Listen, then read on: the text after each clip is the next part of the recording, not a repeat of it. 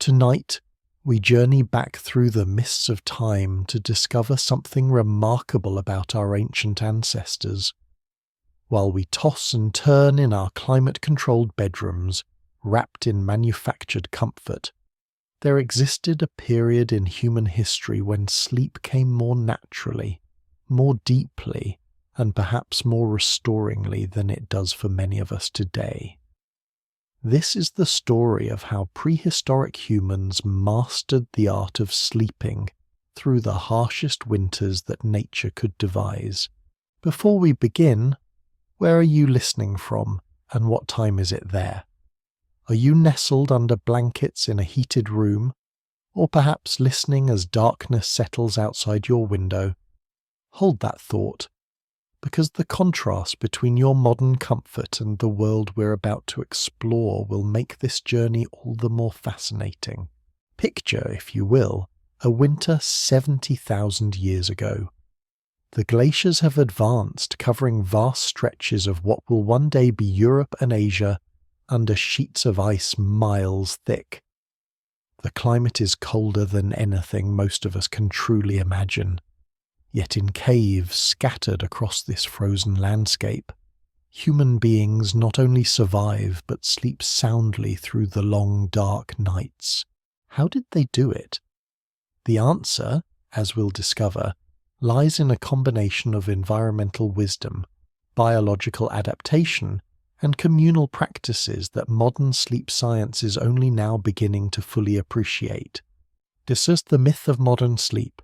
We begin our story by dismantling a comfortable assumption. For generations, we've told ourselves a reassuring narrative about progress and comfort.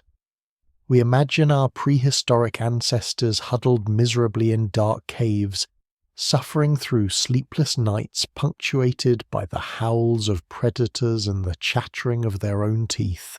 We picture them as perpetually cold, perpetually uncomfortable, desperately longing for the day when their distant descendants would invent central heating and memory foam mattresses. This narrative makes us feel fortunate, grateful for the comforts of modernity. But here's the uncomfortable truth. It's largely wrong. Research conducted by teams at UCLA, studying contemporary hunter-gatherer societies whose lifestyles most closely mirror those of our prehistoric ancestors, has revealed something surprising.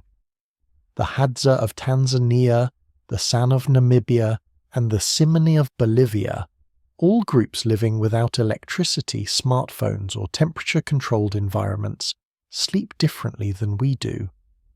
But not necessarily worse. In fact, in many ways, their sleep patterns appear more natural, more aligned with what our bodies evolved to experience.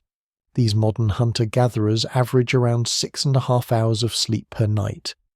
This might sound insufficient by today's standards, where 8 hours is held up as the golden rule. But here's what matters. These people rarely experience insomnia. In fact, some of these cultures don't even have a word for insomnia in their languages. The San and the Simine, living lives that closely approximate those of our ancient ancestors, simply don't encounter the sleep disorders that plague modern industrialized societies, where up to 48% of Americans report occasional insomnia, and 22% struggle with it almost every night. This absence of sleep disorders isn't just about duration, it's about quality. The hunter-gatherers studied rarely wake during the night.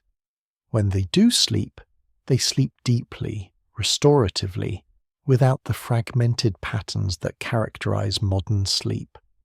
They don't lie awake worrying about tomorrow's deadlines or scrolling through electronic devices. They don't fight against their circadian rhythms with artificial light. They simply sleep when their bodies tell them to sleep, and wake when the natural rhythms of temperature and light signal that it's time to begin the day. The timing of their sleep is equally revealing. Contrary to the romantic notion that prehistoric people went to bed the moment the sun set, modern hunter-gatherers typically stay awake for about 3.5 hours after sunset. This pattern, observed consistently across different cultures and continents, suggests that our ancestors weren't slaves to daylight. They had their own rhythms, their own evening activities conducted by firelight. What they didn't have was the ability to push their sleep timing later and later through artificial illumination, disrupting the natural preparation their bodies needed for rest. The sleep patterns of these groups vary with the seasons, just as they would have for our ancestors during prehistoric winters. In summer, they average about 6 hours of sleep. In winter, this increases to 7 hours. This seasonal variation makes biological sense. Longer nights mean more darkness, more cold, and less opportunity for outdoor activity. The body naturally responds by extending rest periods, conserving energy when food might be scarcer and the environment more hostile. What's perhaps most fascinating is what these modern hunter-gatherers don't do. They rarely nap, despite having the freedom to do so. This challenges the popular assumption that humans naturally evolved for polyphasic sleep, with regular daytime rest periods. Instead, it appears that consolidated nighttime sleep, lasting roughly the duration we observe in these traditional societies, represents the baseline human pattern. We haven't deviated as far from our evolutionary heritage as we might think, at least not in terms of sleep duration. Where we've gone astray is in sleep quality, sleep timing, and the environmental conditions surrounding our rest. The implications of this research extend beyond simple curiosity about our ancestors. They suggest that many of our modern sleep problems might stem not from sleeping too little, but from sleeping poorly. The fragmentation, the artificial light exposure, the temperature-controlled but unnaturally constant sleeping environments, the social isolation of sleeping alone in separate rooms, all of these modern practices might be working against the sleep patterns our bodies evolved to maintain. But here's where the story gets even more interesting. While these modern hunter-gatherers provide valuable insights into human sleep patterns, they live in equatorial or near-equatorial regions with relatively moderate climates.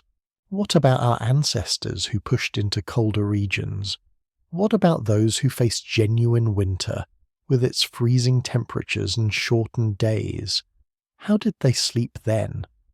The answer lies not just in their sleep patterns, but in the remarkable environmental engineering they developed to create sleeping conditions that, in many ways, surpassed what we experience today. Before we delve into the specifics of how prehistoric humans mastered winter sleep, we need to understand something crucial about the human relationship with cold.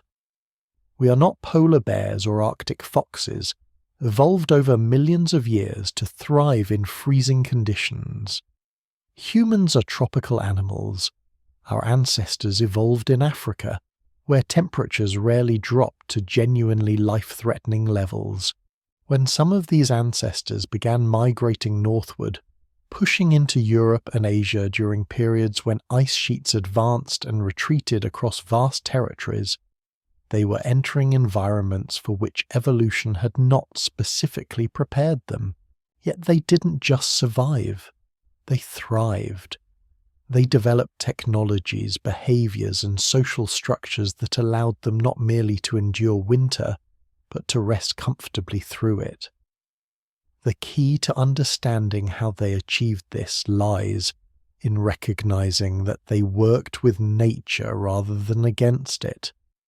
They didn't try to recreate tropical conditions in Arctic environments. Instead, they discovered the hidden advantages that cold climates offered to those wise enough to recognize and exploit them. Vaxer, Understanding Prehistoric Winters. To truly appreciate the achievement of prehistoric sleep during winter, we must first understand what winter meant 70,000 years ago. The planet was in the grip of what scientists call the last glacial period, though it wouldn't actually reach its maximum extent for another 50,000 years. Even in its earlier phases, this was a world dramatically colder than the one we inhabit today. Glaciers covered regions that are now temperate zones. The North Sea was a frozen plain. What is now Britain was connected to continental Europe by a land bridge, and across these frozen landscapes humans were learning to make homes. The winters during this period weren't just cold, they were long. At higher latitudes, darkness could dominate for months. The sun might barely clear the horizon during midday, casting long shadows across snow-covered ground before disappearing again into twilight. These weren't the neat 4-month winters we mark on modern calendars. Depending on location and the specific climatic period, winter conditions could persist for 6, 7, even 8 months. The ground froze solid. Rivers became sheets of ice. The wind carried knives of cold that could kill an unprotected human in hours. Yet archaeological evidence shows continuous human habitation in these regions. Sites like Cima de los Huesos in Spain reveal that humans were living through winters in Europe as far back as 400,000 years ago. Later sites throughout Europe, Asia, and eventually in the Americas confirm that humans not only survived but established lasting settlements in regions where winter was the dominant reality of life. The question that intrigues researchers is how.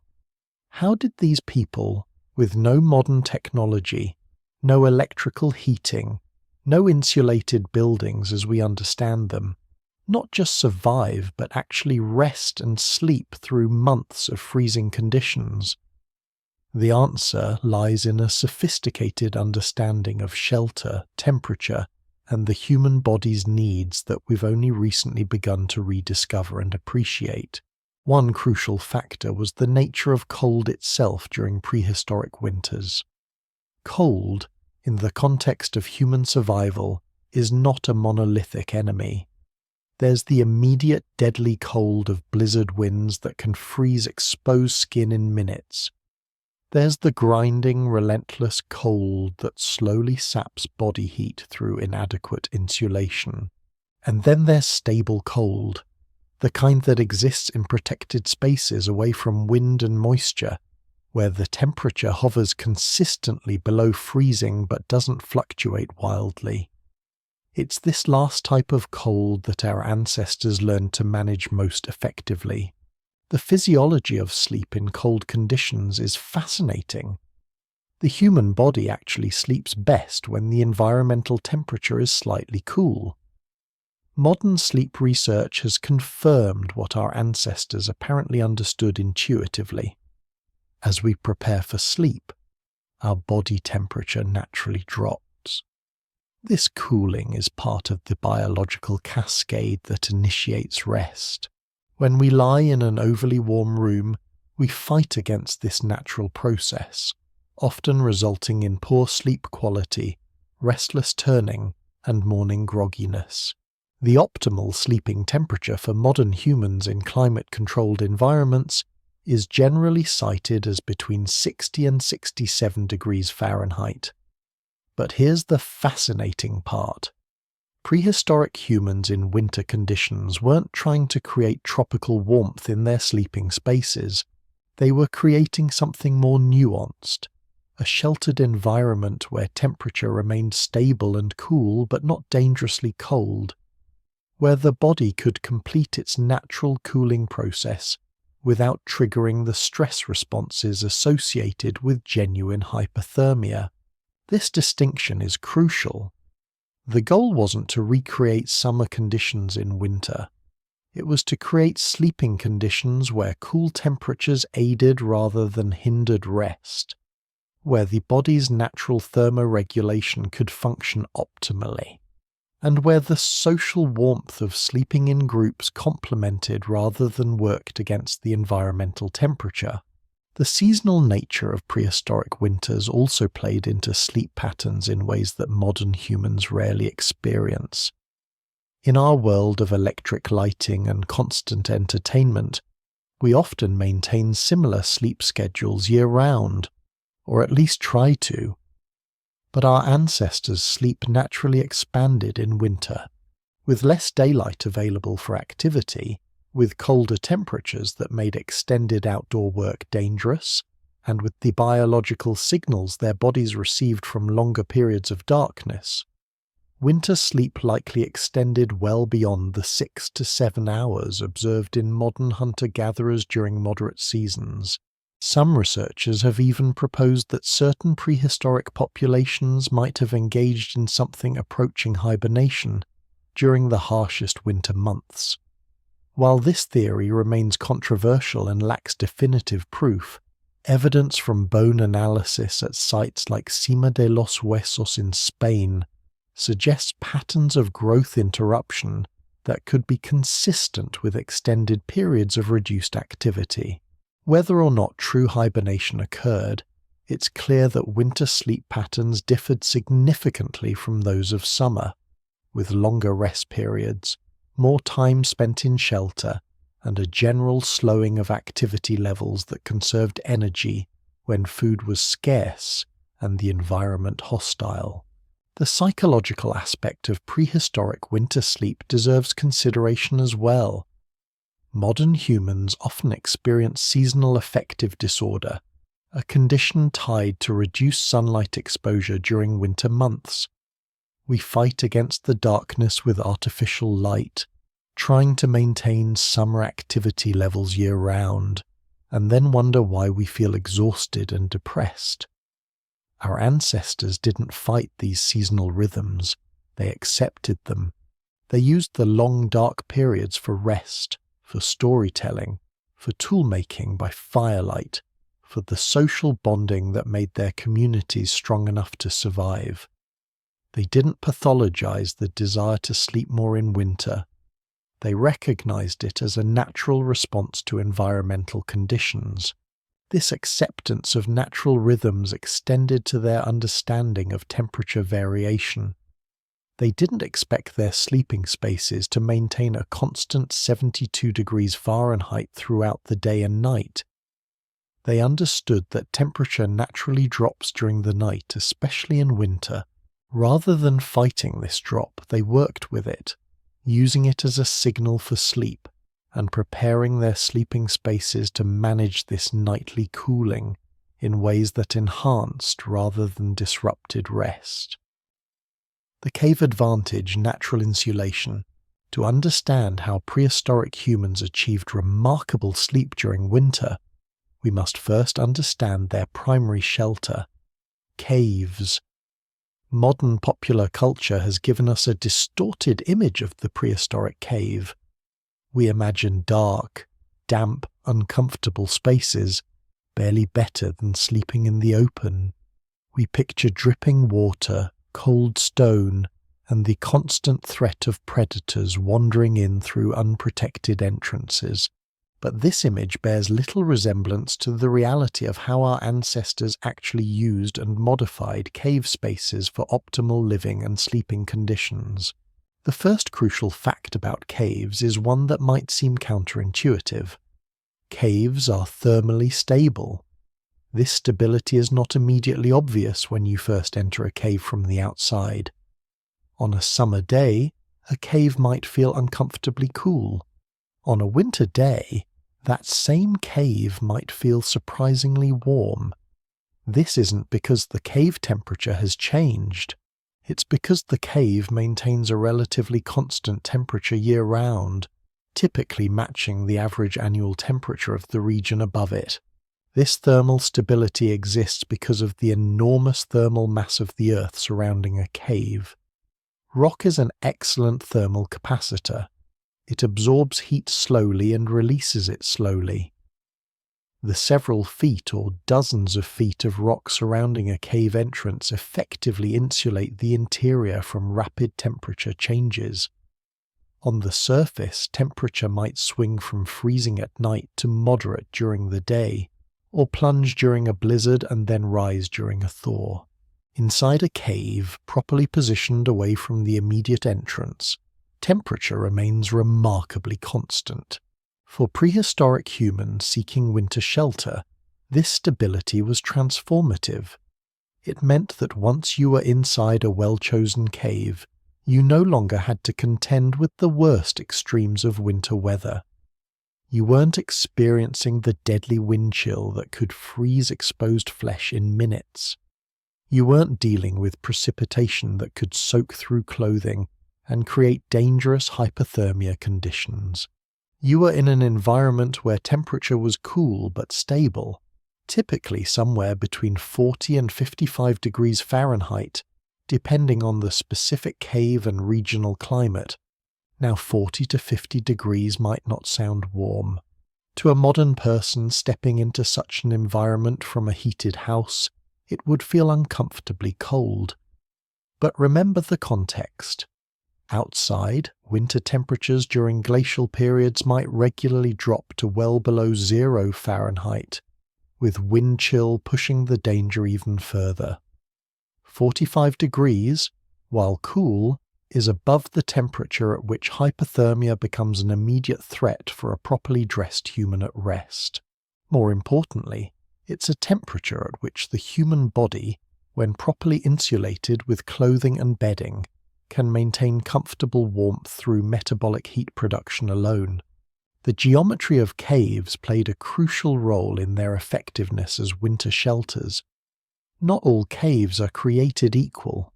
The best caves for human habitation had specific characteristics that prehistoric people learned to identify.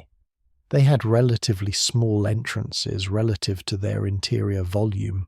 This limited cold air infiltration while still allowing smoke from fires to escape. They had passages that bent or turned, creating natural wind blocks.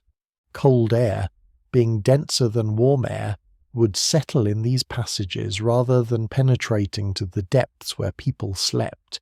Some of the most sophisticated cave-dwelling sites show evidence of human modification to enhance these natural advantages. At sites throughout Europe, archaeologists have found evidence of stone walls built across cave entrances, narrowing the opening and creating vestibule areas. These weren't solid walls, but rather windbreaks with carefully positioned openings that controlled airflow. Cold air could enter, but its flow was directed. Smoke from fires could exit, but the warmth wasn't immediately lost. The result was a more stable interior temperature and protection from the worst effects of wind. The depth at which people actually slept within caves was carefully chosen. Too close to the entrance, and you'd still experience temperature fluctuations and wind. Too deep, and you might have inadequate air circulation, leading to dangerous buildup of carbon dioxide from fires and human respiration. Archaeological evidence from sites like Sibudu in South Africa, where researchers have found sleeping areas dating back 77,000 years, shows that prehistoric humans typically created sleeping spaces in the middle zones of caves, far enough from the entrance to benefit from thermal stability, but close enough to maintain good air quality. The specific structure of cave walls contributed to sleep quality in another important way: sound absorption.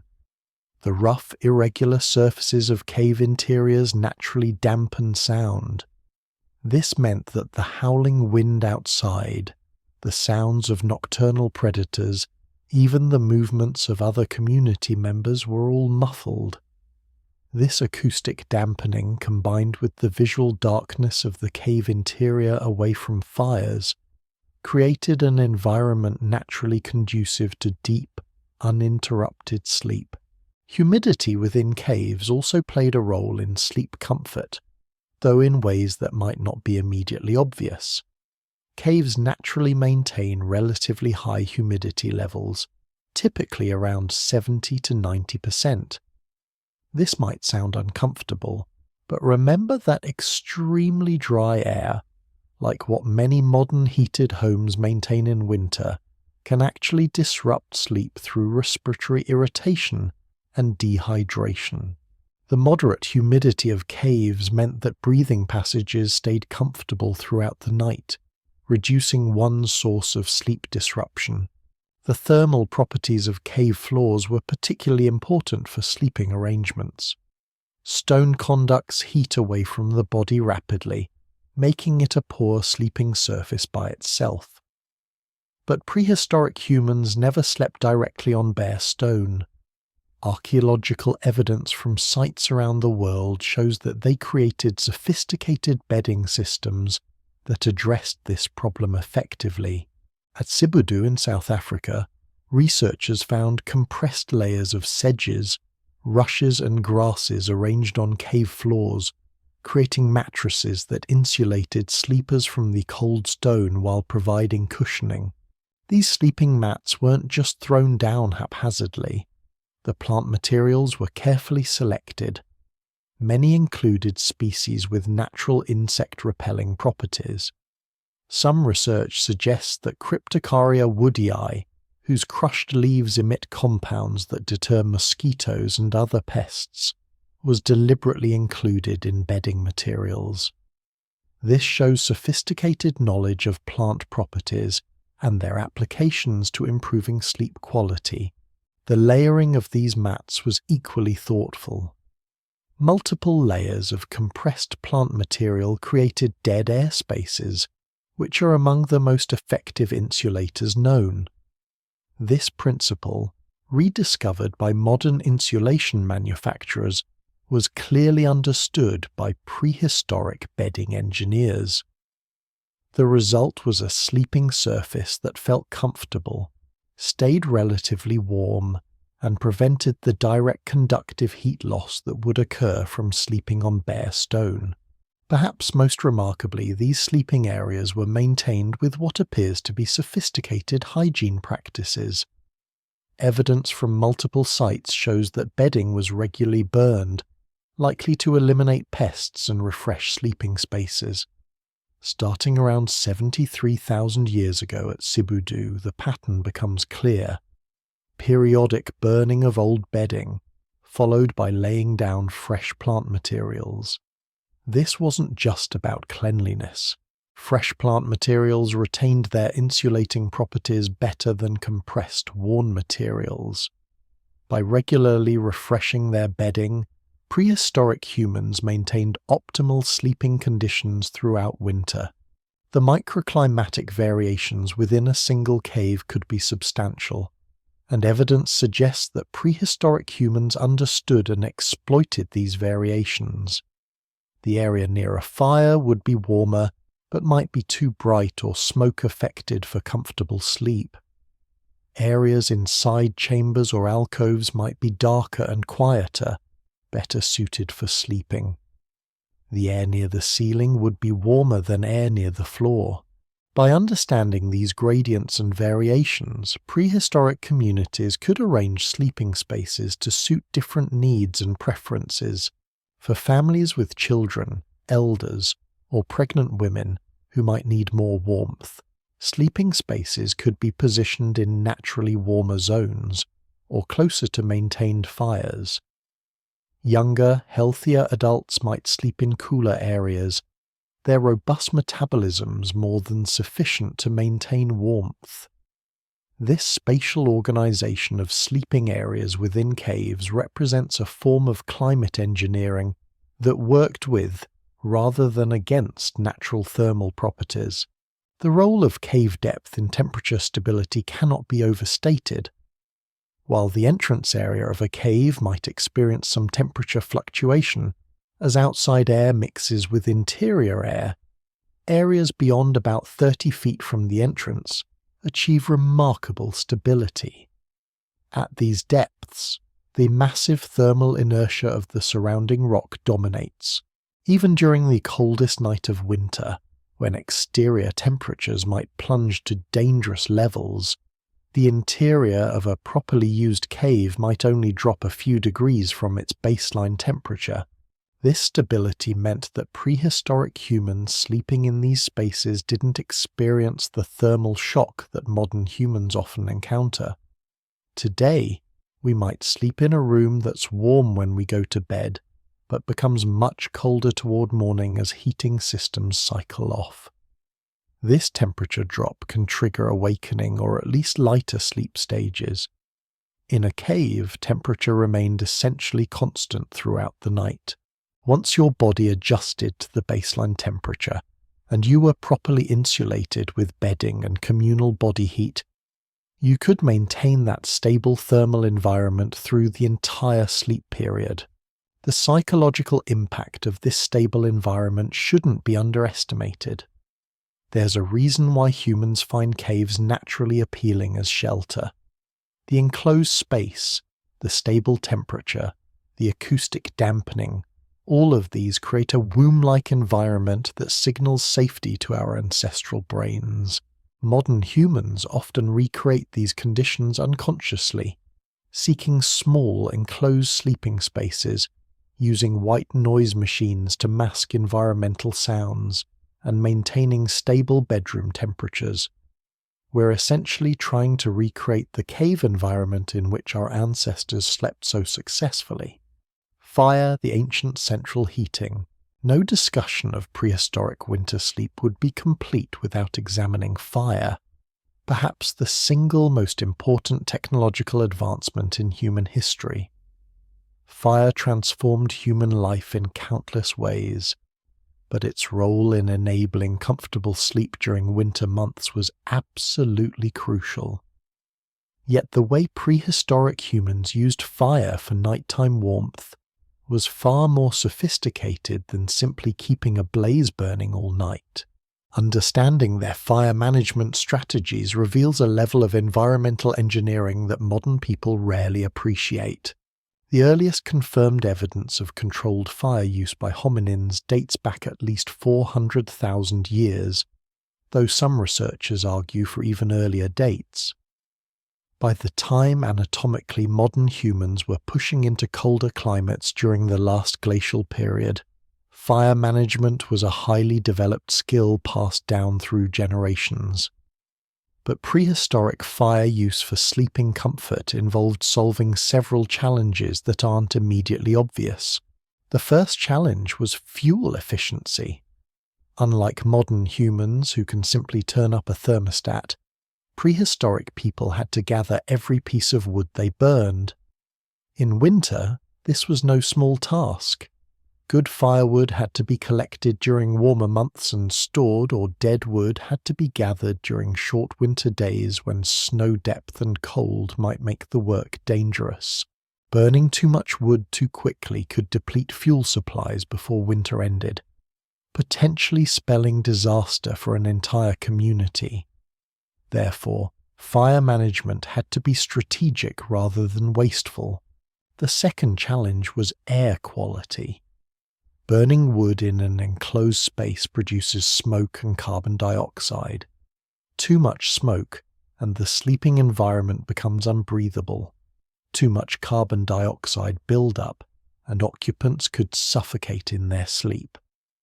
Prehistoric humans had to manage fire size, fuel type, and air circulation to maintain warmth without creating dangerous air quality conditions. The third challenge was maintaining warmth through the night without maintaining a roaring fire that would consume vast amounts of fuel and produce uncomfortable heat.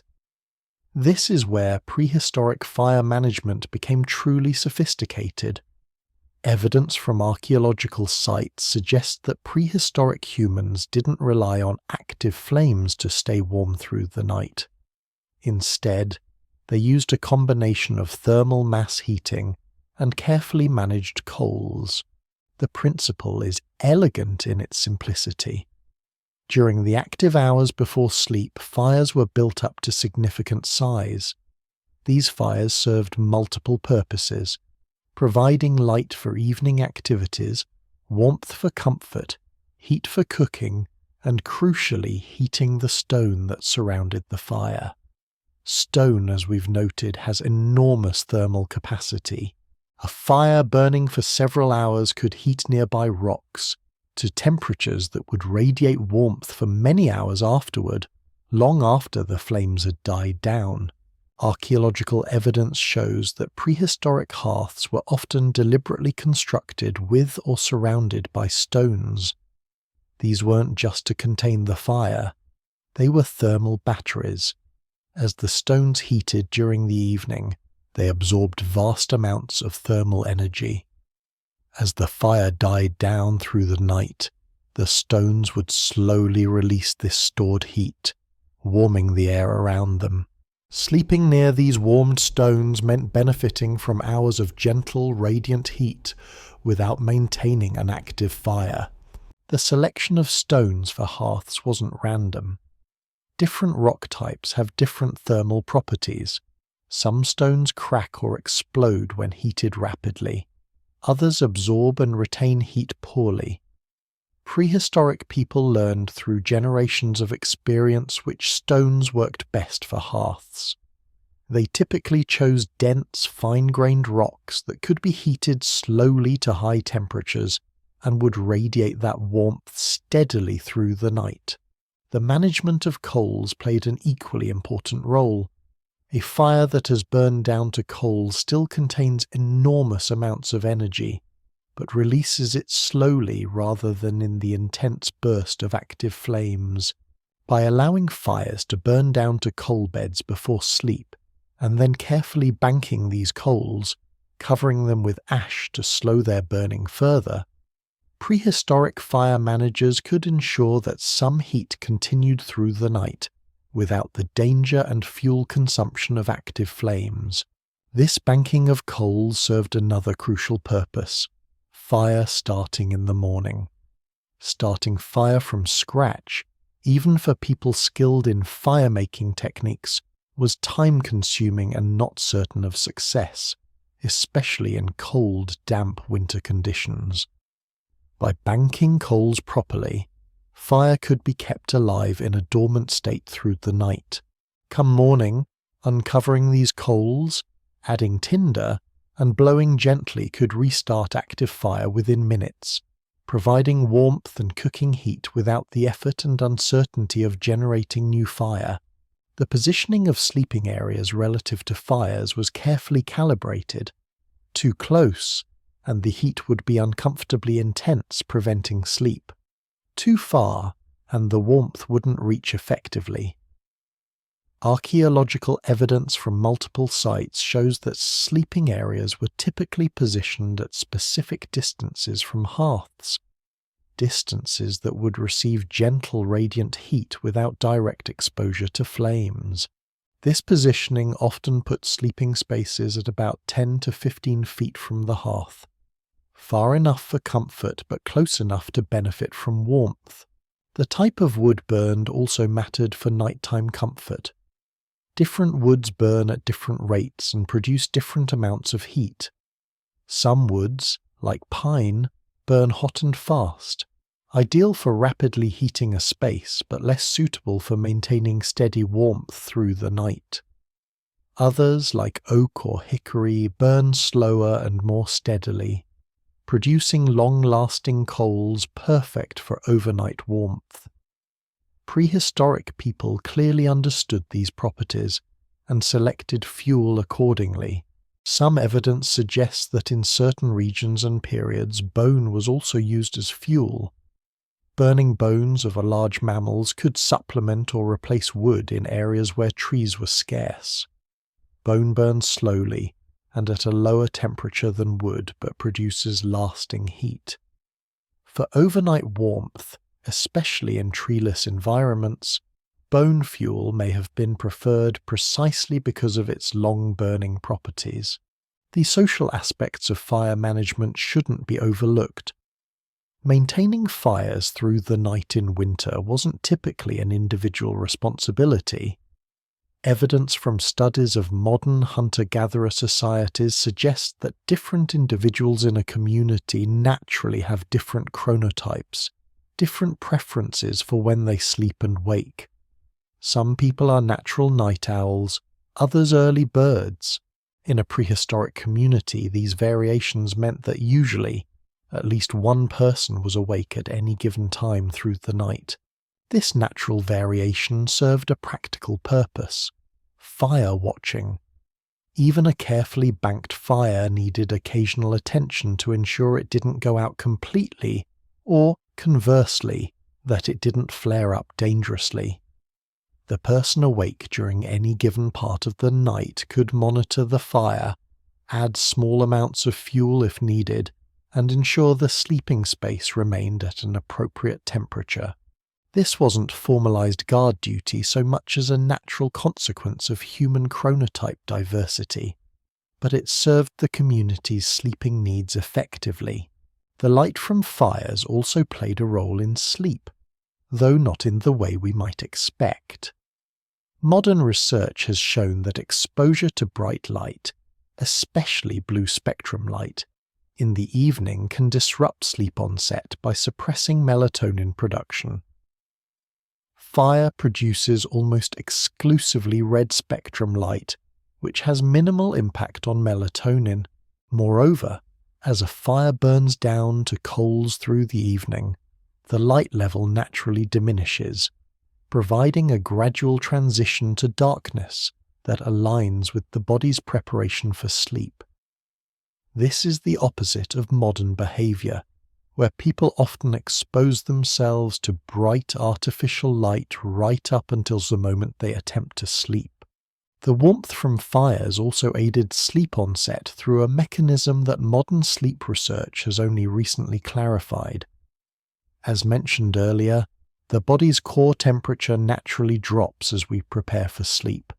However, the extremities, the hands and feet, need to warm slightly for this cooling process to occur efficiently. This is because heat is lost from the body primarily through the extremities. When your hands and feet are warm, blood flow to these areas increases, allowing core body heat to dissipate effectively, triggering the cascade of biological changes that initiate sleep. Prehistoric humans gathering around a fire in the evening would naturally warm their hands and feet, creating the physiological conditions optimal for sleep onset. As they moved away from the fire to their sleeping areas, their cores would begin to cool, while their extremities remained warm from the fire exposure, perfectly setting up their bodies for efficient sleep initiation. This sequence wasn't planned with knowledge of modern sleep physiology, but it worked perfectly nonetheless. The psychological comfort of fire also contributed to sleep quality in ways that are difficult to quantify but certainly real. Fire provided protection against predators, most animals being instinctively wary of flames. Knowing that fire formed a barrier between the sleeping community and potential threats would have reduced anxiety and vigilance, allowing for deeper, more restorative sleep. Even the sound of fire, the soft crackling of burning wood or the barely audible shifting of coals, provided reassuring acoustic evidence that the community remained protected and warm. The seasonal variation in fire use shows how prehistoric humans adapted their practices to changing conditions. In the depths of winter, when fuel might be scarce and cold most intense, fire management would be most conservative, with smaller fires burned down to coals early and carefully maintained through the night. During autumn and early winter, when fuel was more abundant and temperatures less extreme, fires might burn larger and longer, both for comfort and to heat thermal mass that would help moderate temperatures later in the season. Prehistoric bedding engineering. While caves provided the stable environment and fire provided warmth, the interface between the human body and the cold ground required its own sophisticated engineering. The bedding systems developed by prehistoric humans represent perhaps the most underappreciated achievement in the story of ancient winter sleep. These weren't simply piles of vegetation thrown on the ground. They were carefully engineered layered systems that managed moisture, provided insulation, offered comfort and even protected against pests and pathogens. Archaeological evidence from the Sibudu site in South Africa has provided our most detailed look at prehistoric bedding construction. Here, researchers found preserved remains of sleeping mats dating back 77,000 years, making them the oldest known examples of deliberately constructed bedding. These weren't crude affairs. They consisted of compressed layers of sedges, rushes and grasses, arranged in at least 15 distinct layers within a section of sediment about 10 feet thick. The selection of plant materials for these mats shows remarkable botanical knowledge. The primary materials were sedges and rushes, collected from the river below the cave site. These plants have several properties that make them ideal for bedding. First, they're abundant and renewable, growing rapidly along waterways. Second, when dried and compacted, they create dense mats with numerous air pockets, the air pockets being crucial for insulation. Third, they're naturally antimicrobial to some degree, helping to keep sleeping surfaces healthier than they would be otherwise. But perhaps most interesting is the deliberate inclusion of aromatic plants with pest-deterring properties. Analysis of the Sibudu bedding shows significant amounts of Cryptocarya woody leaves mixed into the sleeping mats. When crushed or compressed, these leaves release volatile compounds that repel mosquitoes and other insects. This wasn't accidental. Somebody in that prehistoric community understood that mixing these particular leaves into bedding would result in fewer insect bites during sleep, and that knowledge was apparently important enough to be consistently applied over thousands of years. The layering technique used in these ancient beds demonstrates understanding of insulation principles that wouldn't be formally articulated until modern times. Multiple thin layers of compressed plant material create air spaces between and within the layers. These air spaces are critical because air is an excellent insulator when it's trapped and prevented from moving. A thick single layer of plant material would compress under body weight, eliminating the air spaces and reducing insulation value. Multiple layers maintain their structure better, preserving the insulating air spaces even under the weight of sleeping bodies. The bottom layers of these bedding systems were typically the most compressed and dense. This makes sense from an engineering standpoint. The bottom layer needs to be firm enough to prevent the body from sinking down and making contact with the cold stone beneath. But it also needs to be dense enough to prevent ground moisture from wicking up into the upper layers where the body makes contact. Prehistoric bedders understood this and constructed their mats accordingly, with denser, more tightly packed materials at the bottom. Upper layers were typically softer and less compressed. These provided cushioning for comfort while still maintaining insulation properties. The top surface, where the body made direct contact, would be the softest, often made from grasses rather than the tougher sedges used in lower layers. This created a sleeping surface that, while certainly different from a modern mattress, provided genuine comfort and support. The size of these sleeping areas is revealing. Archaeological evidence suggests that prehistoric people didn't sleep on individual mats the way modern people do. Instead, they created large communal sleeping surfaces. A typical sleeping area might measure 10 to 15 feet across, large enough for multiple adults and children to sleep together. This communal approach served multiple functions, which we'll explore more in the next section, but the bedding construction had to account for it. The mats had to be large enough and sturdy enough to support multiple bodies without developing gaps or compressed areas that would create cold spots. The maintenance of these bedding systems shows sophisticated understanding of hygiene and material properties. Starting around 73,000 years ago at Sibudu, evidence shows regular burning of old bedding followed by construction of new mats. This wasn't arbitrary. Bedding materials compressed under body weight night after night gradually lose their loft and insulation properties. They also accumulate body oils, shed skin cells, and potentially parasites. Burning destroyed both the worn materials and any pests that might have colonized them, while the ash itself might have served as a pest deterrent for new bedding laid down afterward. The frequency of this bedding replacement appears to have been seasonal. Evidence suggests that new bedding was laid down in preparation for winter, when insulation properties would be most critical. This represents forward planning, gathering and preparing materials while weather was still favorable for such work, anticipating needs months in advance. The ability to think ahead and prepare for future conditions is often cited as a defining characteristic of human intelligence, and nowhere is it more clearly demonstrated than in these seasonal bedding preparations. The additional layers of insulation beyond the basic sleeping mat further demonstrate prehistoric sophistication. Animal hides and furs, once humans had developed effective hunting and processing techniques, added crucial warmth to sleeping systems.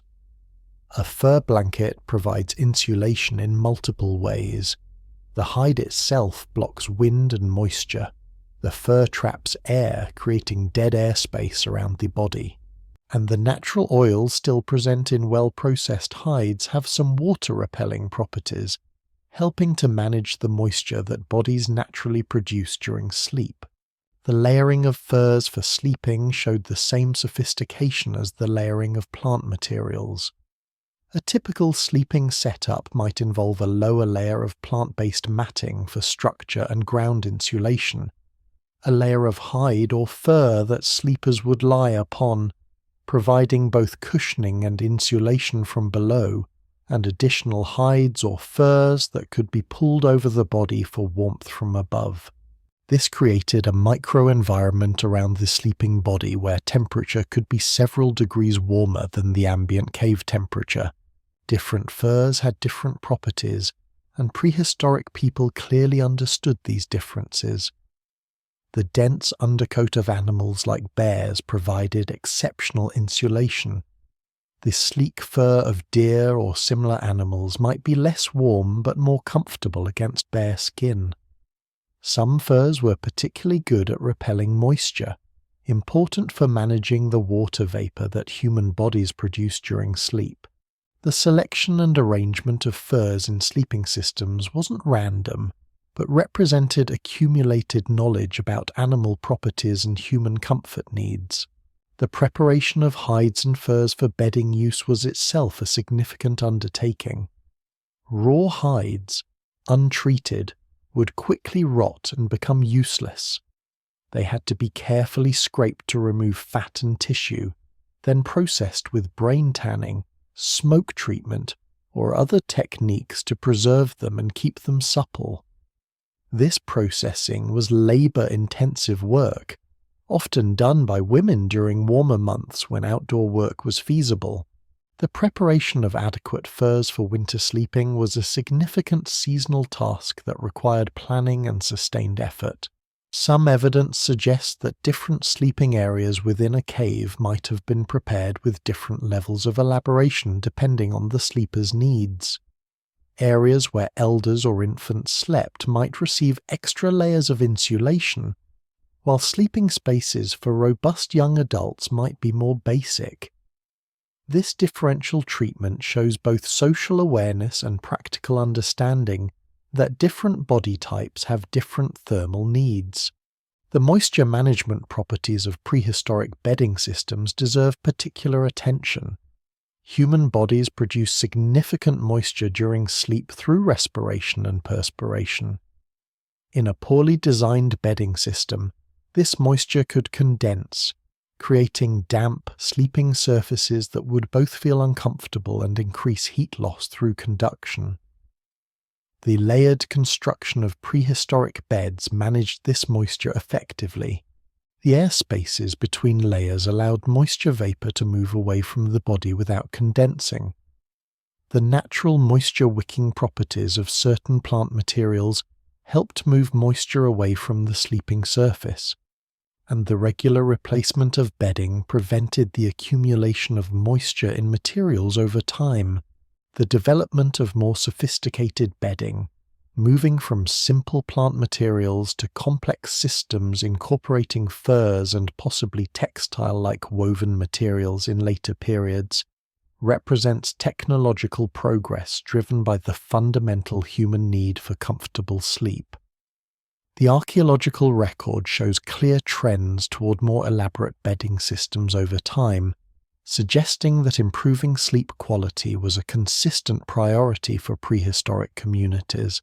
Just as communal sleeping and social warmth, one of the most significant differences between modern sleep practices and those of our prehistoric ancestors lies in the social dimension. Today, especially in Western cultures, we treat sleep as an intensely private, solitary activity. Adults typically sleep alone or with a single partner in separate rooms with closed doors. Children are often encouraged to sleep independently from a young age. This isolation is so normalized that we rarely question it. But for most of human prehistory, sleep was a profoundly communal experience, and this communal aspect was crucial for survival and comfort during winter months. The physical benefits of communal sleeping in cold conditions are straightforward and significant. Human bodies are constantly generating heat through metabolism. Even at rest, an average adult produces heat equivalent to a 75-watt bulb. In a cold environment, this heat is quickly lost to the surroundings. But when multiple bodies sleep in close proximity, they create a shared thermal envelope. The heat lost by one body helps warm the others. The space between the bodies becomes warmer than the surrounding environment. This isn't just marginal improvement, it can mean the difference between comfortable sleep and dangerous hypothermia. Archaeological evidence consistently shows that prehistoric sleeping areas were communal spaces. The large sleeping platforms found at sites around the world, the positioning of bedding in cave sites, all indicate that entire family groups or even larger community units slept together. The typical arrangement would have adults around the perimeter of the sleeping area, with children and infants in the middle. This positioning makes perfect sense. Children, with their smaller body mass and higher surface area to volume ratio, lose heat more quickly than adults.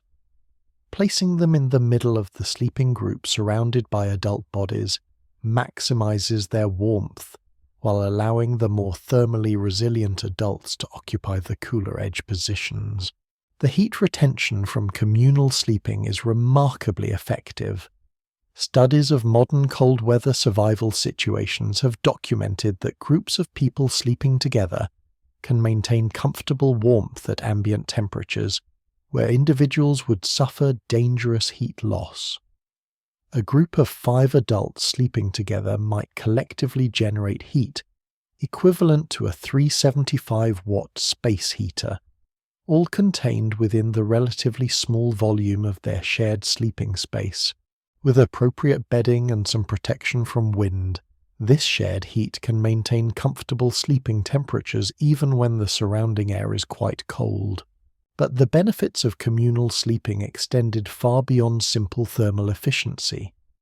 The psychological and social dimensions were equally important, perhaps even more so. Sleep is a vulnerable state. When you're unconscious, you can't watch for predators, you can't respond to threats, you're utterly defenseless. For a solitary animal, this creates an impossible dilemma.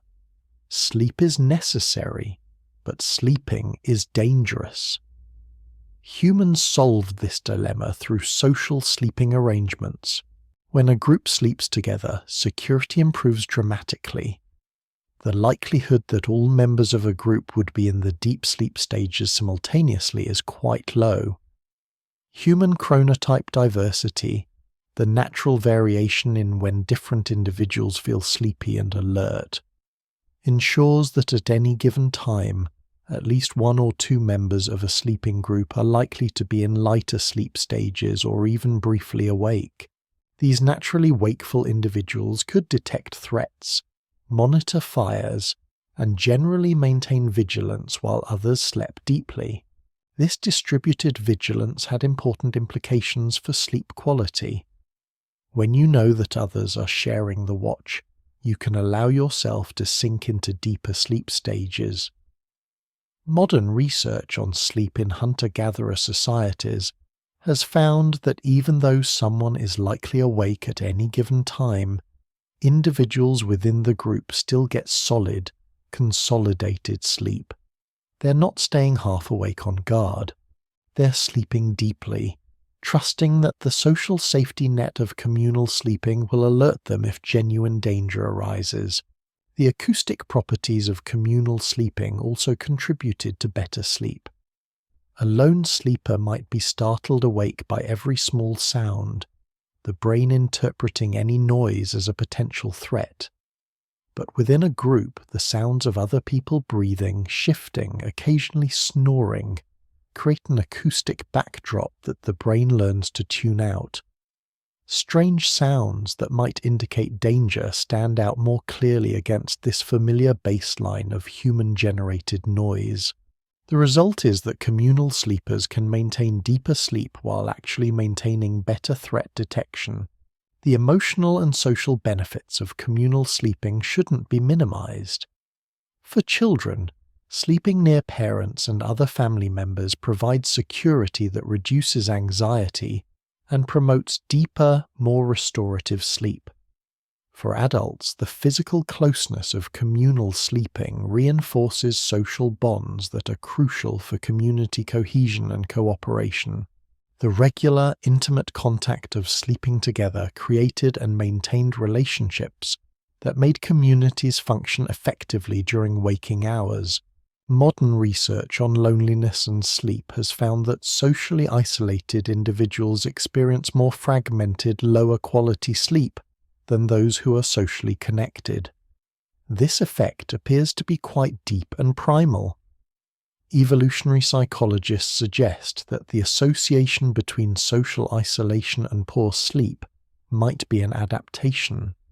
When you're alone, your brain keeps you in lighter sleep stages because you lack the security that a group provides. Prehistoric humans, sleeping together every night, didn't experience this isolation-driven sleep degradation. The arrangement of bodies within a communal sleeping space shows evidence of social structure and familial relationships. Pairs who were bonded, whether romantically or as close family members, typically slept adjacent to each other. Parents slept near their children. Elders might be positioned where they could benefit most from shared warmth without being disturbed by the movements of active sleepers. These arrangements weren't rigidly enforced but emerged naturally from social relationships and practical considerations. The size of sleeping groups appears to have varied with season and circumstances. During the harshest winter periods, when cold was most intense, larger sleeping groups might form, maximizing heat retention. During milder weather, smaller family units might sleep somewhat separated from others, though still within the same shelter. This flexibility shows pragmatic adaptation to changing conditions, rather than rigid adherence to social rules. The communal sleeping arrangement also facilitated caregiving during the night. Infants who needed feeding, children who woke frightened, elders who needed assistance, all could be attended to without anyone having to leave the warmth of the communal sleeping area or navigate through dark, cold spaces. This immediate availability of care likely reduced nighttime stress for the entire community. The physical contact of communal sleeping may have had biological benefits beyond simple warmth. Modern research has shown that appropriate physical contact can reduce stress hormones, lower blood pressure, and promote feelings of security and well-being. For prehistoric humans sleeping together, this regular contact might have served a bonding function similar to grooming in other primate species, maintaining social cohesion without requiring conscious effort during waking hours. Different cultures and time periods show variations in communal sleeping arrangements, but the common thread is that truly solitary sleeping was rare. Even in societies where families had separate dwellings, multiple family members typically shared sleeping spaces.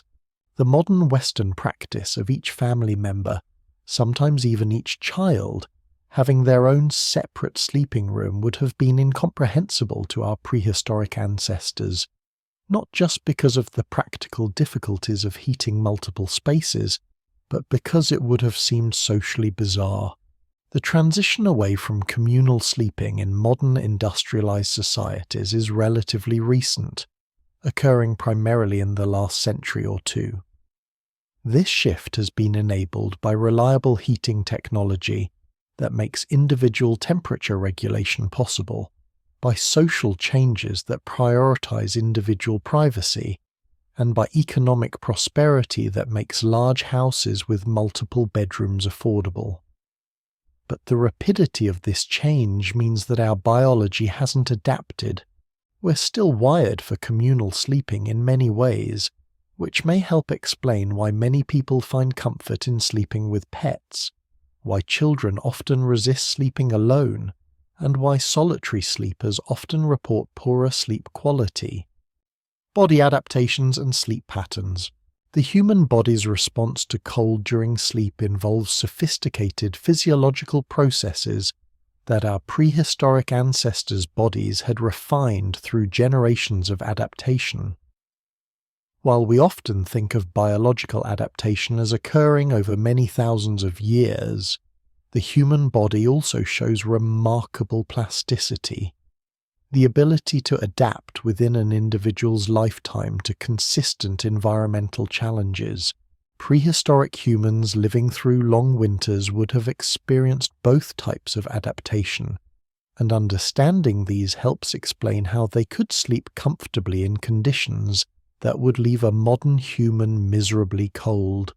The body's thermal regulation during sleep is complex and differs significantly from regulation during waking hours. During the day, when we're active, our core body temperature is maintained at approximately 98.6 degrees Fahrenheit. As evening approaches and we prepare for sleep, this core temperature begins to drop, declining by 1 to 2 degrees over the course of the night before rising again before waking. This temperature drop is actually crucial for sleep initiation. It's one of the biological signals that tells the body it's time to rest. For prehistoric humans sleeping in cool cave environments, this natural temperature drop had to be managed carefully. If the sleeping environment was too cold, the body might not allow this temperature drop, staying in a higher metabolism, higher temperature state that would inhibit deep sleep. This is why bare survival cold exposure, like shipwreck survivors in cold water, doesn't lead to restful sleep. The body is fighting too hard to maintain temperature, but if the sleeping environment is moderately cool but stable, and if the body is properly insulated with bedding and shared warmth from others, the natural temperature drop can occur normally, allowing for deep restorative sleep. The extremities, hands and feet, play a special role in this temperature regulation during sleep. As mentioned earlier, these areas need to warm slightly for the core to cool effectively. Blood flow to hands and feet increases during the transition to sleep, allowing heat from the core to dissipate through these areas. Prehistoric humans warming their hands and feet by the fire before bed would have naturally facilitated this process. Once in bed, hands and feet might be tucked under or between bodies, maintaining warmth in these areas while allowing the core to cool appropriately. Different phases of sleep have different thermal regulation characteristics. During non-REM sleep, particularly deep slow-wave sleep, thermoregulation continues normally, but at a lower set point. The body maintains temperature but at a degree or two below waking levels. However, during REM sleep, the rapid eye movement stage where most vivid dreaming occurs, thermoregulation is partially suspended. During REM periods, the body becomes essentially poikilothermic, its temperature drifting toward ambient temperature rather than being actively regulated. This REM-related loss of temperature regulation creates a vulnerability. If the sleeping environment is too cold, REM sleep must be curtailed to prevent dangerous temperature drops. This is one reason why sleep in truly cold conditions, even if the person doesn't wake, tends to be less restorative. The REM stages are shortened or eliminated. For prehistoric humans to get quality sleep with adequate REM stages, their sleeping environment had to be warm enough that temperature wouldn't drop dangerously, even when thermoregulation was suspended. The combination of proper bedding, communal warmth, residual heat from banked fires, and the natural insulation of cave environments appears to have provided exactly this balance. The ambient temperature would be cool enough to allow normal sleep onset temperature drops, but warm enough that REM stage temperature drift wouldn't become dangerous. The result was sleep that could cycle normally through all stages, including the REM periods crucial for memory consolidation and emotional regulation. Acclimatization to cold also played a role in prehistoric sleep comfort. Modern research has shown that humans who regularly experience cold conditions undergo physiological changes that improve cold tolerance. These changes include increased non-shivering thermogenesis, the ability to generate heat through metabolic processes other than shivering, increased peripheral blood flow to maintain hand and foot warmth, and reduced perception of cold discomfort. For prehistoric humans living through months of winter conditions, these adaptations would develop naturally. Their bodies would become more efficient at generating and conserving heat, more comfortable operating at lower temperatures, and better able to maintain warmth in their extremities. This acclimatization wouldn't make them impervious to cold, but it would expand the range of temperatures at which they could comfortably sleep, effectively improving their cold weather sleep quality beyond what an unacclimatized modern human would experience in the same conditions.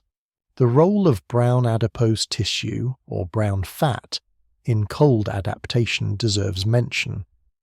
Unlike regular white fat, which primarily serves as energy storage, brown fat generates heat directly. Infants have substantial brown fat, which helps them maintain temperature before they can shiver effectively. Adult humans retain some brown fat, primarily around the neck, shoulders, and upper back, and this brown fat can be activated and increased through regular cold exposure. Prehistoric adults regularly experiencing cold conditions would likely have had more active and abundant brown fat than typical modern adults. This would have provided an additional layer of metabolic heat generation that could help maintain comfort during sleep without the disruptive process of shivering.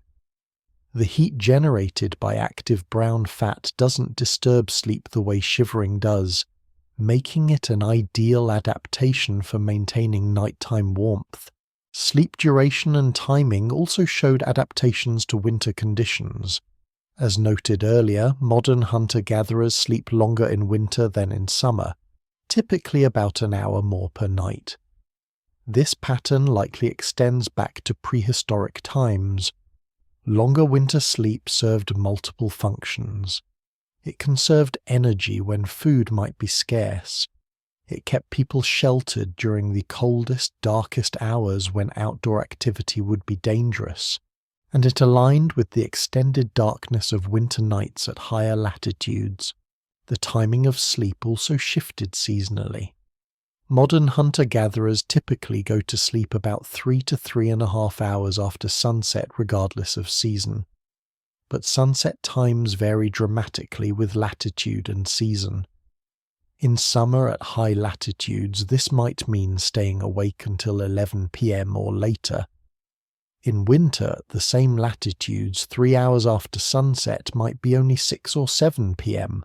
This creates a sleep schedule that naturally extends from early evening to late morning during winter, maximizing time spent in sheltered, warm conditions. This extended winter sleep period wasn't necessarily continuous. Some research suggests that prehistoric humans might have experienced biphasic sleep during long winter nights, an initial sleep period of several hours, then a wakeful period of 1 to 2 hours, followed by a second sleep period before final waking.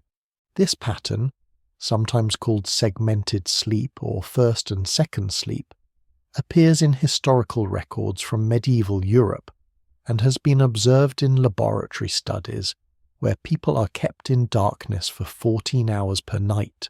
During these wakeful periods in the middle of the night, people weren't getting up and going outside. They would remain in their sleeping areas, perhaps tending the fire, talking quietly with others who were also awake, or simply lying still in contemplation. This biphasic pattern might have been especially pronounced during the longest winter nights, when continuous sleep for 12 or more hours would be difficult to maintain. The body's circadian rhythms, the internal biological clock that regulates sleep-wake cycles, show remarkable flexibility in responding to seasonal light variations. Modern research has shown that when people are removed from artificial light and exposed only to natural day-night cycles, their circadian rhythms adjust over several weeks to match the environmental light patterns. For prehistoric humans, this adjustment would happen naturally and completely, their bodies fully synchronized with the seasonal rhythms of their environment. This synchronization may have provided psychological benefits beyond simply aligning sleep with darkness. There's evidence that disruption between internal circadian rhythms and external environmental cycles contributes to seasonal affective disorder and other mood disturbances. Prehistoric humans, whose lives moved completely in rhythm with natural cycles, wouldn't experience this circadian disruption. Their mood and energy levels would naturally adjust to seasonal variations rather than fighting against them as modern humans often do. The metabolic changes that occur during regular cold exposure also influence sleep quality. Regular cold exposure has been shown to increase mitochondrial density in cells, improving overall metabolic efficiency. This means the body can generate the same amount of heat using less energy, effectively making cold tolerance more sustainable. For prehistoric humans, this improved efficiency meant that the metabolic cost of maintaining warmth during sleep was lower, allowing for deeper, less disturbed rest. The hibernation theory, one of the most intriguing and controversial questions in prehistoric human research, concerns whether our ancestors might have engaged in something approaching true hibernation during the harshest winter months. The idea sounds fantastic, almost like science fiction. But recent discoveries have forced researchers to take this possibility seriously, even as they debate what the evidence actually means. Understanding this debate requires exploring what hibernation actually is, what evidence suggests prehistoric humans might have practiced something similar, and what the implications would be if they did. True hibernation, as practiced by animals like bears, ground squirrels, and hedgehogs, involves dramatic physiological changes. The animal's metabolic rate drops to a small fraction of normal levels. Heart rate and breathing slow dramatically. Body temperature drops to just above ambient temperature. The animal enters a state of torpor where it's not truly sleeping but rather in a kind of suspended animation. This state can be maintained for weeks or months, allowing the animal to survive harsh conditions when food is unavailable. Humans don't hibernate in this technical sense. Our large brains require too much energy. Complete metabolic shutdown would be impossible without causing irreversible brain damage. However, there exists a range of hibernation-like states collectively called torpor that different mammals can achieve, and some of these might be accessible to humans under certain conditions. The question is whether prehistoric humans developed cultural practices that approximated some form of torpor during the worst winter months. The evidence that has sparked this debate comes from analysis of bones found at Cima de los Huesos, the Pit of Bones, in northern Spain. This site contains fossilized remains of humans who lived approximately 400,000 years ago, during a glacial period when winters in this region would have been extremely harsh. Researchers examining the bone structure of adolescent individuals found peculiar patterns of growth interruption and stress markers that repeat annually. Specifically, the bones show evidence of what's called the rotten fence post sign, a particular pattern of bone defects associated with vitamin D deficiency. Vitamin D is primarily produced in the skin through exposure to sunlight. Finding vitamin D deficiency markers is unsurprising in a population living through dark winters. But what's interesting is that these markers appear as annual bands, suggesting seasonal periods of extreme vitamin D deficiency, alternating with periods of recovery. Additionally, the adolescent bones show patterns of interrupted growth that repeat annually. During normal development, adolescent bones grow continuously, but these bones show annual rings similar to tree rings, suggesting that growth was starting, stopping, and starting again on a yearly cycle.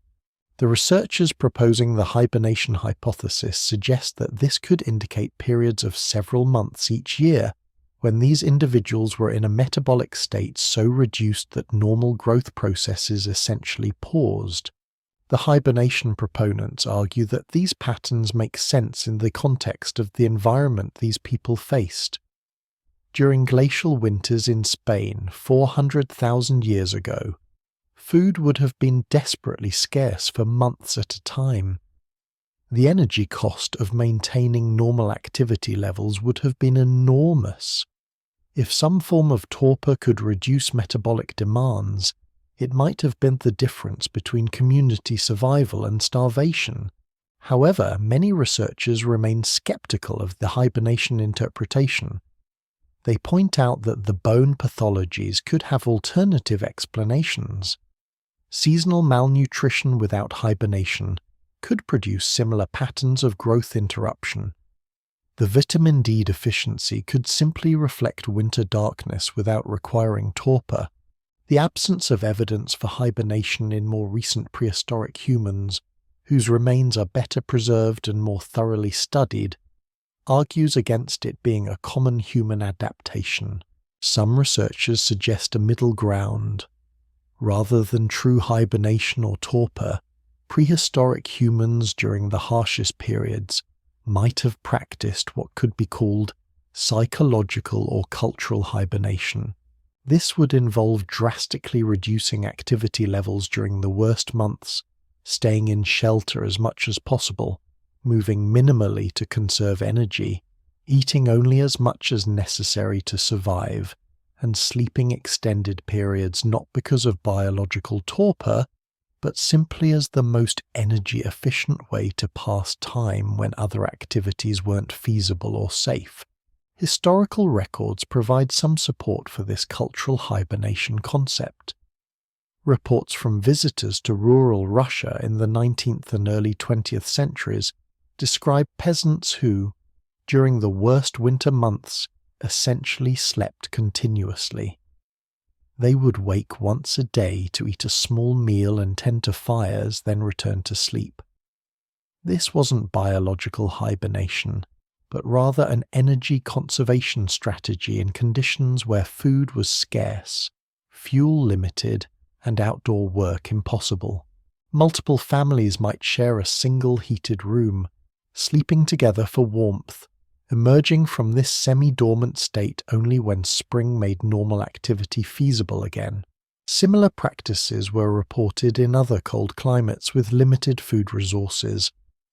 In some Inuit communities, people would remain in snow houses during the darkest, coldest months, venturing out only when absolutely necessary and sleeping extensively when not engaged in essential activities. In parts of France and Switzerland during times of extreme poverty, poor families would reportedly spend much of winter in bed, with some accounts suggesting they would sleep alongside their livestock for additional warmth. These examples of cultural hibernation aren't as dramatic as biological torpor, but they demonstrate that humans can and do drastically reduce activity and extend sleep duration as survival strategies in harsh conditions. Whether prehistoric humans 40,000, 70,000, or 400,000 years ago practiced similar behaviors is difficult to prove definitively. But the energetic logic is compelling. In conditions where food was scarce and maintaining normal activity would burn calories that couldn't be replaced, minimizing activity and sleeping extensively would be rational survival strategies. The implications of extended winter sleep periods, whether we call it hibernation, torpor, or simply prolonged rest, are significant for understanding prehistoric life. If communities did spend much of winter in reduced activity states, it would explain several puzzling aspects of the archaeological record. The scarcity of winter season artifacts at some sites, for instance, might reflect not just preservation issues but genuine reductions in activity. The apparent lack of major technological innovation during certain cold periods might reflect that extended sleep left less time for experimentation and development. It would also reframe our understanding of prehistoric seasonal cycles. We often imagine ancient humans maintaining fairly constant activity levels throughout the year, adjusting their tasks to seasons but remaining basically active. But if winter involved months of deliberately reduced activity and extended sleep, the rhythm of prehistoric life would have been far more variable, with intense activity during favorable seasons when food gathering, tool making, and community building had to be compressed into shorter periods, and profound rest during unfavorable seasons when survival depended on minimizing energy expenditure. Modern chronobiology research provides some support for the human capacity for extended sleep under appropriate conditions. Studies where volunteers are kept in environments with only natural light, no clocks, and no external time cues show that sleep duration naturally extends to 8 or more hours in winter-like conditions. Some individuals in these studies sleep 10 or even 12 hours, suggesting that given the right environmental signals, the human body can sustain much longer sleep periods than typically experienced in modern life. The psychological state during extended winter sleep periods might have been qualitatively different from normal sleep. Some researchers speculate that very long sleep periods might include more time in dream-rich REM sleep, leading to enhanced dream experiences that could have cultural significance. Others suggest that the boundary between sleep and wake might blur during extended rest periods, creating a kind of contemplative twilight state, neither fully asleep nor fully awake. Whatever the truth about hibernation-like states in prehistoric humans, the evidence clearly shows that winter sleep patterns differed dramatically from summer patterns. Sleep was longer, perhaps significantly so. Activity was reduced, perhaps drastically, and communities organized themselves around strategies for surviving months when normal active life wasn't feasible. This represents a relationship with winter fundamentally different from modern industrial society's approach, of maintaining constant activity levels regardless of season. Clothing and pre-sleep preparation, the final piece of the prehistoric winter sleep puzzle, involves the clothing and preparation practices that occurred before people actually lay down to rest. In our modern world, pajamas and getting ready for bed are such routine parts of life that we rarely think about them. But for prehistoric humans in winter, the transition from waking activity to sleep involved specific practices that were crucial for maintaining warmth and comfort through the long, cold nights ahead. The evolution of clothing itself was a prerequisite for human expansion into cold climates. While fire and shelter could provide warmth in specific locations, clothing allowed humans to maintain body heat while moving and working in cold environments.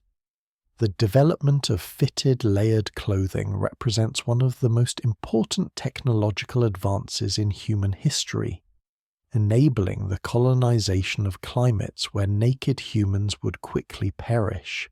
Archaeological evidence for prehistoric clothing is frustratingly limited. Textiles and leather rarely survive in the archaeological record. We have to infer clothing use from indirect evidence like bone needles, hide scrapers, and occasional rare finds of preserved clothing fragments.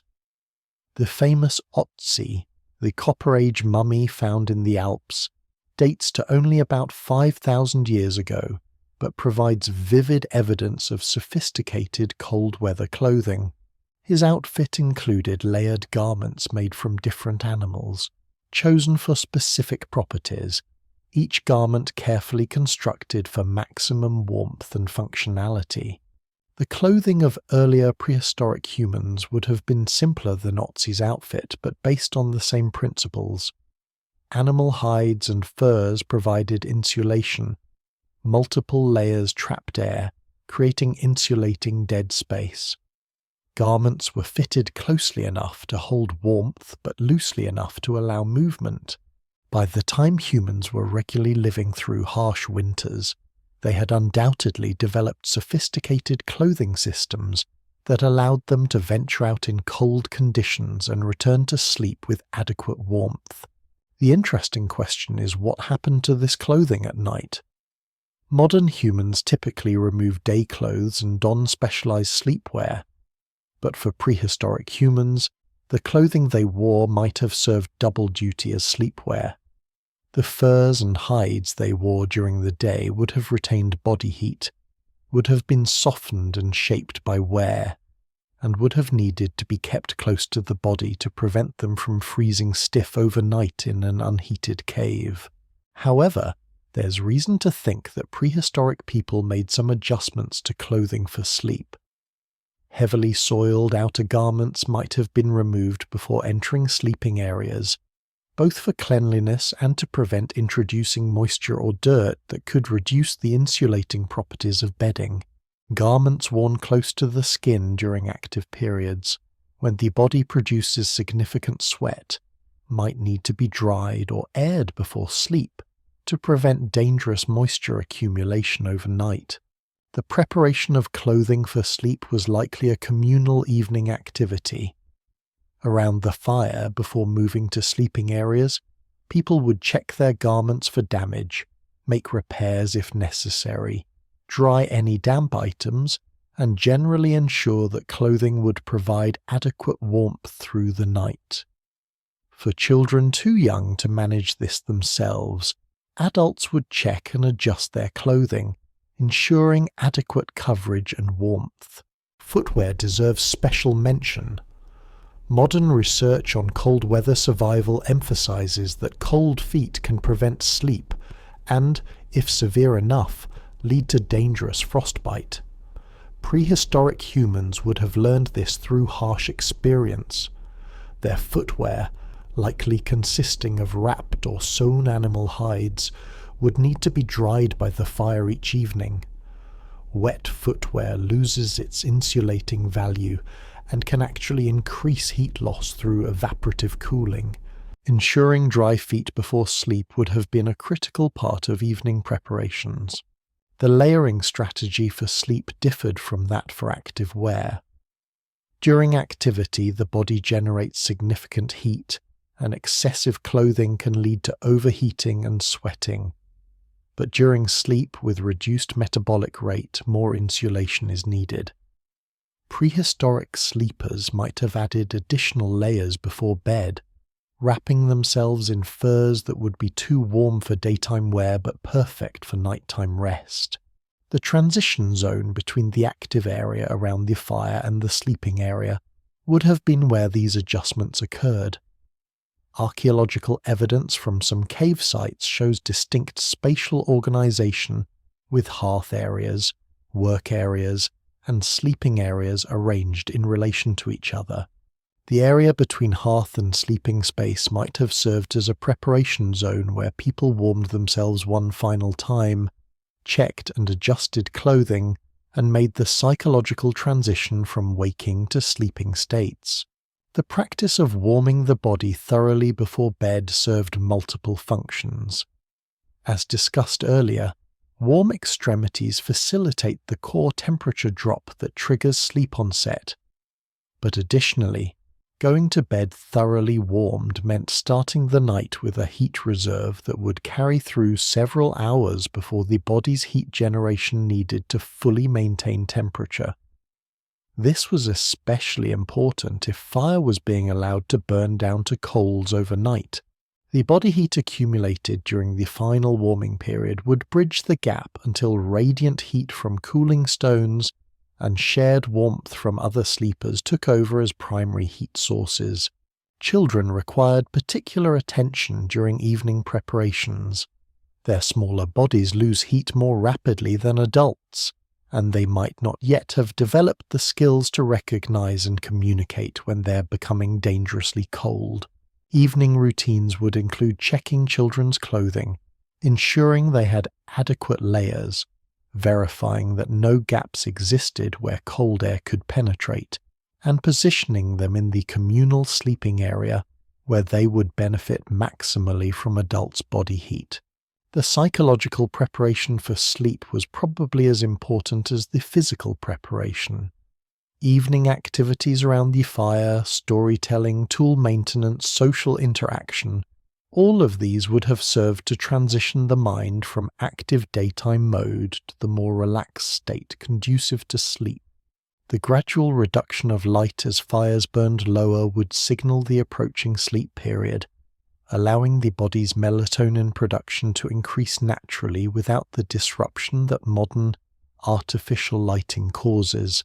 Some researchers speculate that prehistoric communities might have developed bedtime rituals that reinforce social bonds while preparing for sleep.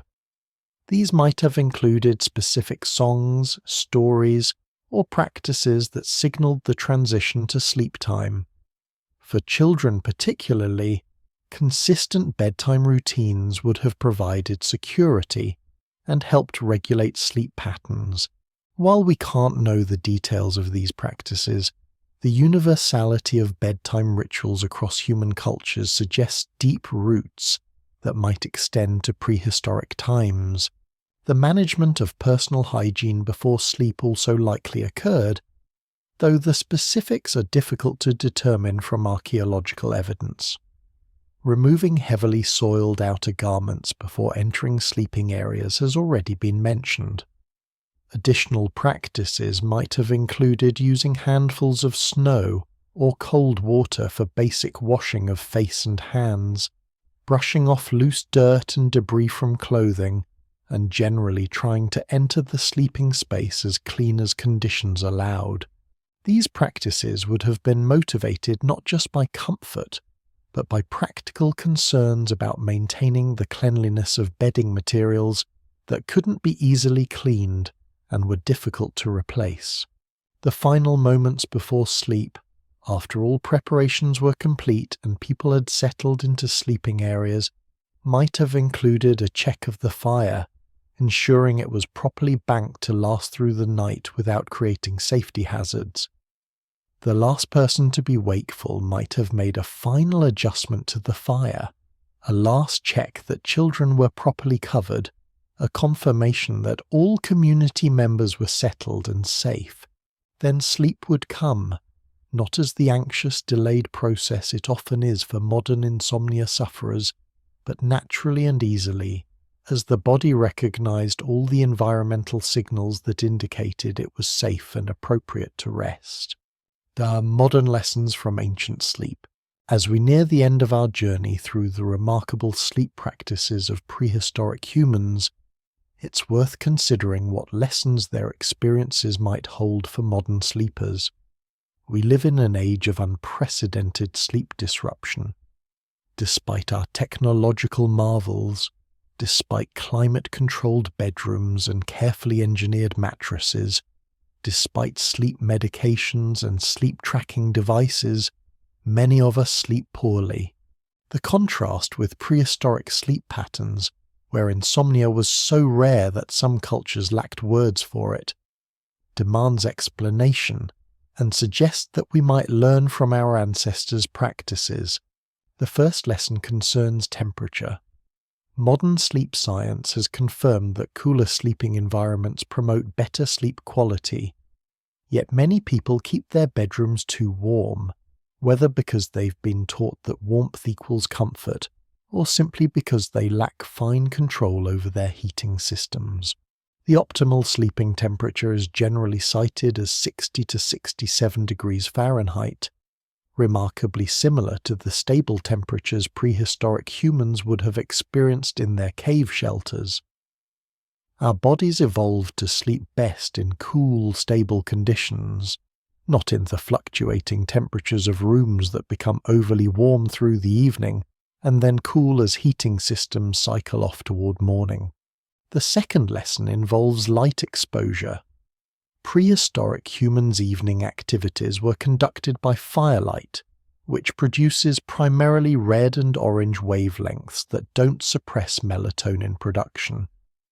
As darkness deepened and fires died down, their environment became progressively darker, aligning perfectly with their body's preparation for sleep. Modern humans, conversely, often expose themselves to bright lights, especially blue spectrum light from screens, right up until the moment they try to sleep. This suppresses melatonin, delays sleep onset, and reduces sleep quality. Transitioning to red spectrum lighting in the evening, dimming lights progressively as bedtime approaches, and avoiding screens for an hour or two before bed would replicate the lighting conditions our bodies evolved to expect. The third lesson concerns the social dimension of sleep. While modern Western cultures emphasize individual sleeping arrangements, research increasingly suggests that social isolation during sleep may contribute to sleep problems. The fragmented sleep experienced by lonely individuals, the improved security and deeper sleep that come from knowing others are near. These findings echo the communal sleeping practices of our ancestors. While most modern adults won't return to truly communal sleeping, recognizing the security benefits of social sleep might lead to different architectural choices, perhaps designing homes where sleeping areas are closer together, or reconsidering the practice of isolating children in distant bedrooms. The fourth lesson involves accepting natural seasonal variations in sleep duration. Modern industrial society expects constant productivity regardless of season. We maintain the same work schedules, the same activity levels, the same sleep duration in January as in July. But our bodies evolved to sleep longer in winter, to reduce activity when days are short and resources potentially scarce. Accepting this natural variation, if modern work schedules allow it, might improve both sleep quality and overall well-being. Going to bed earlier in winter, allowing slightly longer sleep periods during the darkest months, would align better with our evolutionary heritage than fighting to maintain constant patterns year-round. The fifth lesson concerns pre-sleep routines. Prehistoric humans didn't simply decide it was time to sleep and immediately become unconscious. They engaged in a gradual transition, evening activities around the fire, warming their bodies, preparing their clothing and bedding, settling into sleeping spaces. This transition period allowed both body and mind to shift from active to rest modes. Modern sleep hygiene recommendations echo this, advising consistent bedtime routines, relaxing activities before sleep, and avoiding stimulating activities in the hour before bed. These aren't arbitrary rules, but recognition that our bodies need time to transition to sleep just as our ancestors' bodies did. The sixth lesson involves physical comfort and bedding. While we probably don't want to return to sleeping on compressed sedges, the principle of layered, breathable bedding that manages moisture while providing insulation remains valid. Some modern sleepers use too many impermeable blankets that trap moisture, or mattresses that don't breathe, creating uncomfortable microclimates. Others use too little bedding, relying instead on heating systems to maintain warmth, missing the comfort that comes from being properly tucked in. The optimal sleeping system allows some air circulation while trapping body heat, much like the layered bedding systems prehistoric humans developed. The seventh lesson concerns accepting and working with our circadian rhythms rather than fighting them. Prehistoric humans didn't have alarm clocks forcing them awake at predetermined times. They didn't stay up far past their natural sleep onset times because of artificial entertainment. They went to sleep when their bodies signaled readiness and woke when sleep was complete.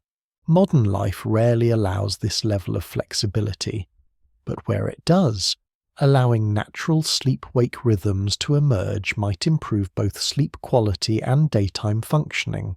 Perhaps the most profound lesson involves recognizing that sleep problems aren't necessarily about sleeping too little, but about sleeping poorly. The modern focus on achieving 8 hours often misses the point. Prehistoric humans apparently slept only 6 to 7 hours and had no sleep disorders. Modern humans trying to force 8 hours but experiencing fragmented, poor-quality sleep remain tired despite adequate duration. Quality matters more than quantity, and quality comes from creating environmental and social conditions aligned with what our bodies evolved to expect. These lessons don't mean we should try to exactly replicate prehistoric sleeping conditions. Few people want to sleep on plant fiber mats in caves with barely controlled fires nearby.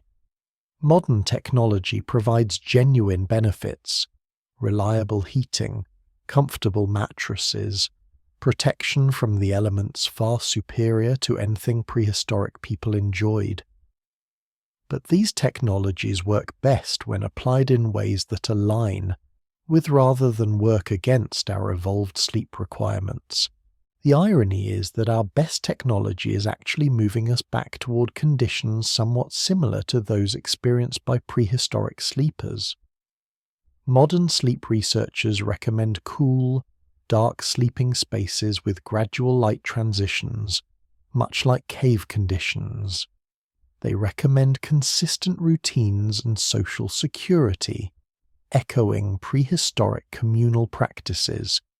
They warn against temperature fluctuations and excessive artificial light, problems prehistoric people never faced. In essence, we've spent the industrial era moving away from the sleep conditions our bodies evolved for, and we're now slowly working our way back to something approaching the prehistoric norm. Conclusion: the paradox of comfort. As we complete our journey through the remarkable sleep practices of prehistoric humans, we're left with a curious paradox. Our ancestors, living in harsh conditions with none of the material comforts we take for granted, somehow achieved better sleep than many modern humans surrounded by every technological advantage. They slept in caves with no indoor plumbing, no central heating, no adjustable memory foam mattresses.